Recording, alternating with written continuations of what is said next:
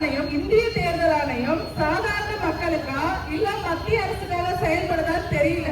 ஏன்னா பீகார்ல நீங்க நடத்துனீங்க, அதுல இஸ்லாமிய நபர்களோட வாக்குகள் முழுமையா பறிக்கப்பட்டிருக்கு.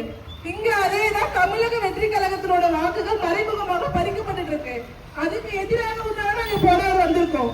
அனைவரும் இத மத்திய அரசா இருந்தாலும் மாநில அரசா இருந்தாலும் தேர்தல் ஆணையமா இருந்தாலும் நீங்க எவ்வளவு பிரச்சனைகள் கொண்டு வந்தாலும் அதை எதிர்த்து போராடி இந்த 2026 எங்க அண்ணன் தலைமுறையை நாங்க முதலமைச்சரா நிறுத்துவோம். அது எவ்வளவு தடைகள் வந்தாலும் அதை தாண்டி நாங்க தமிழக வெற்றி கழகத்தை ஆட்சி பெறும்.